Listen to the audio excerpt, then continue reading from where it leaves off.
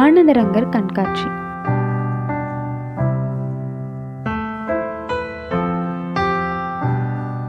புதுவை அருங்காட்சியகம் ஒவ்வொரு ஆண்டும் ஆனந்தரங்கர் கண்காட்சியினை முன்னெடுத்து வருகிறது.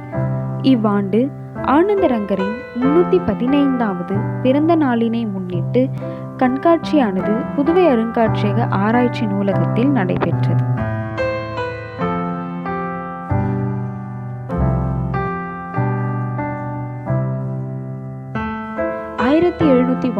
மார்ச் 30ஆம் நாள் சென்னை பெரம்பூரில் பிறந்த இவர் தனது அப்பாவுடன் புதுச்சேரிக்கு வருகிறார். அப்பொழுதைய புதுச்சேரி பிரான்ஸ் ஆட்சியில் இருந்தது குறிப்பிடத்தக்கது. பின்னாளில் ஆனந்தரங்கர் பிரெஞ்சு ஆளுநரான துய்ப்ளெக்ஸ் அவர்களிடம் மொழிபெயர்ப்பாளராக பணி செய்கிறார்.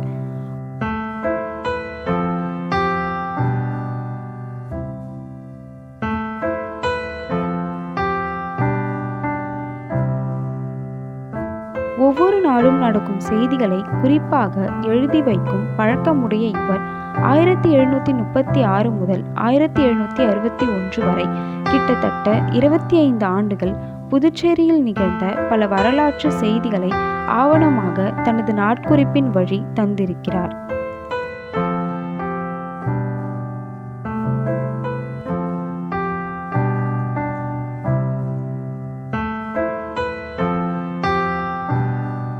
சாமுவேல் பீப்ஸ் மற்றும் ஆனந்தரங்கர் ஒப்பாய்வு, ஆனந்தரங்கர் குறித்து பல்வேறு அறிஞர்கள் எழுதிய நூல்கள், பல்வேறு நிறுவனங்களால் வெளியிடப்பட்ட ஆனந்தரங்கர் நாட்குறிப்பு தொகுப்பு ஆகியவை கண்காட்சியில் இடம்பெற்றிருந்தன.